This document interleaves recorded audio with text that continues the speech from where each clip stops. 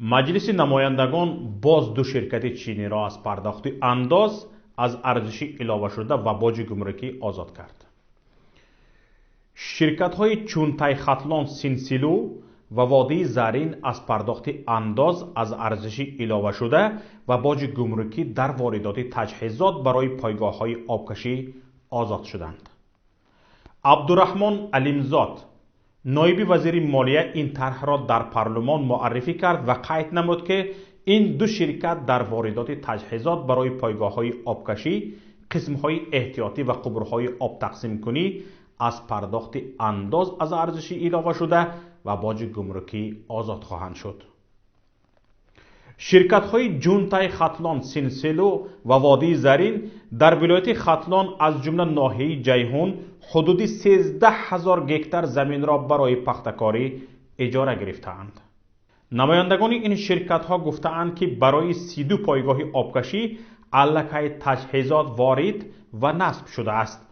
انتظار می رود برای 5 پایگاه آبکشی دیگر تجهیزات وارد کرده شود. باری اول نیست که شرکت های چینی از پرداخت انداز و باج گمرکی آزاد کرده می شوند. کارشناسان در این کار فساد را می بینند و می گویند از نگاه اقتصادی نیاز به آزاد کردن شرکت های چینی از انداز باج نیست. ببینید، این دو شرکت زمین ها را به اجاره گرفتند.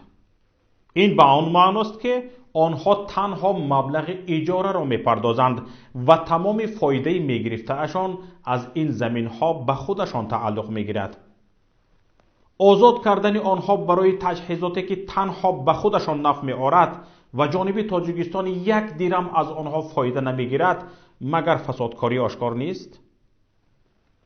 این هم در حالی است که انداز برای تاجیکستان یک وسیله اساسی پر کردن بودجه کشور محسوب می شود. تاجیکستان که از صادرات دیده وارداتش چند برابر زیاد می باشد، باج گمرکی نیز از مهمترین درآمدها به شمار می رود. اما همواره حکومت تاجیکستان کوشش می کند پی هم شرکت های بزرگ را از انداز آزاد کند. علت در چی باشد؟ نظر معاون رهبری پیمان ملی تاجیکستان علیم شیرزمانوف را میشنویم. برای من این اقدام غیر چشمدوش از طرف پارلمان نیست، چون این پارلمان هر پیشنهادی که حکومت میکند به محاکمه به سوالگزاری اون رو قبول میکنند و این از انداز آزاد کنی ها، از باج گمرکی آزاد کنی ها و از همه مهم انداز از ارزش علاوه شده که امرا با باج گمرکی در مرز گرفته می شود، آزاد کردن چنین و کارخانه ها این یک بیزنسی نزدیکان خود رحمانوف است که خب توسط نه فقط خب بگذار در اینجا برای به خاطر آبکش ها باشد، به خاطر نمیدونم یک چیز استراتژی برای اقتصادیات تاجیکستان شاید اما این آبکش ها باشد، لیکن با بهانه اینها چقدر مال و کالا به تاجیکستان به انداز و به باج گمرکی وارد میکنند و این طول سالها ادامه مییابد. مثال یک میمانخانه که میمانخانه 5 ستاره که هنوز 10 سال از تمام اندازها و واردات کالا برای او آزاد است، لیکن این میمانخانه هیچ نه که به استفاده داده شود، ولی با بهانه این میمانخانه چقدر مال و اموال به تاجیکستان به باج گمرکی به انداز وارد شد و در این مورد هم همین خیلی با اون شرکت چینی البته که ضرورت هم ندارد با این امتیاز. این امتیاز را اونهایی که با این شرکت همکاری دارند و با این شرکت مال و کالا وارد میکنند اونها به کیسه خود میکنند و این هیچ نویگری نیست که رحمانوف همراه اویلش طول 27 سال بودجه تاجیکستان را به یغما برده ایستاده است. امیر قیوموف، کاربری فعال در شبکه‌های اجتماعی میگوید این اقدام پارلمان باعث نگرانی است و همین طور امید به آینده خوب تا رفت نابود شده ایستاده است.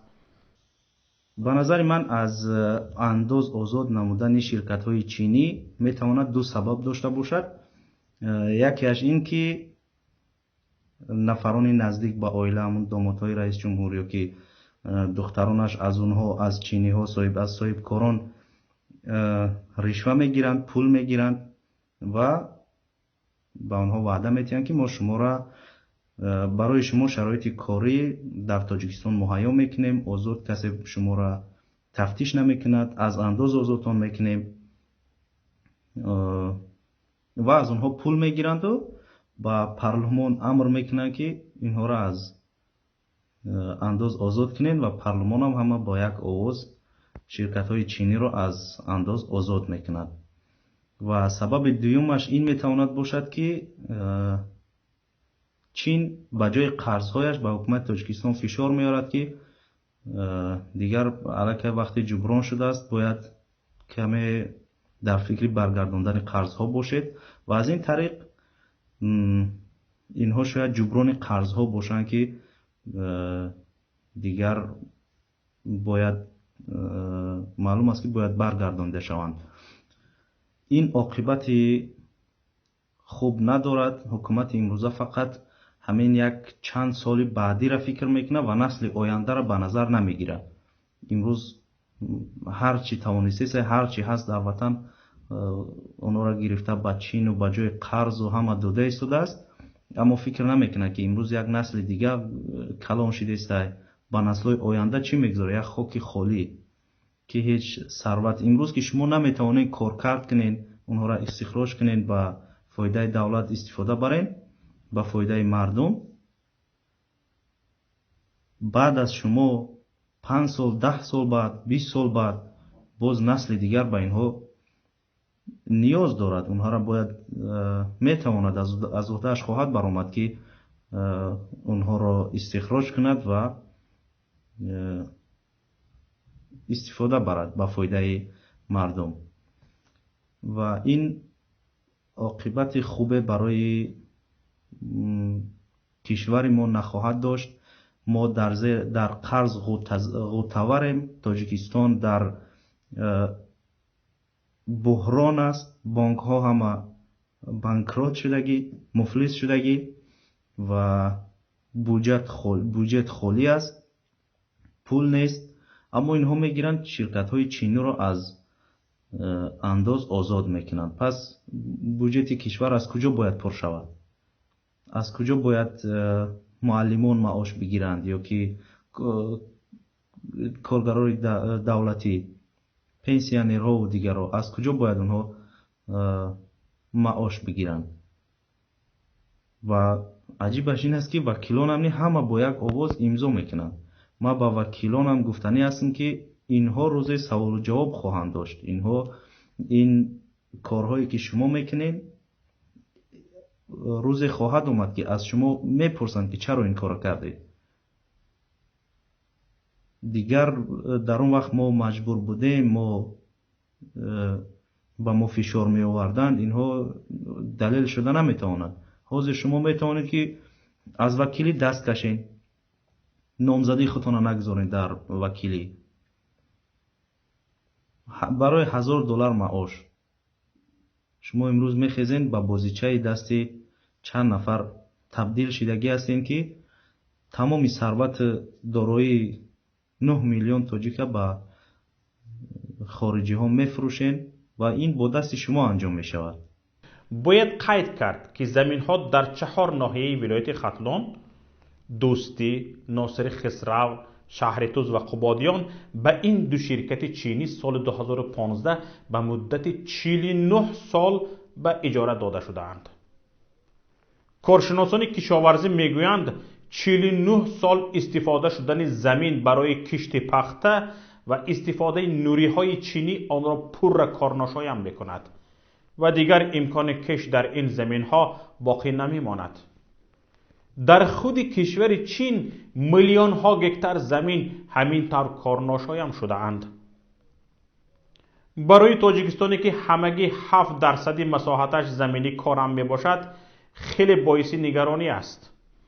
اما بدون دورنما و اندیشه عاقبت کار از چی باشد که میژه حکومتداران ما ته نخورده از زمین کشت تا بکان معدن همه را یک پس دیگر در اختیار کشور چین میگذارند.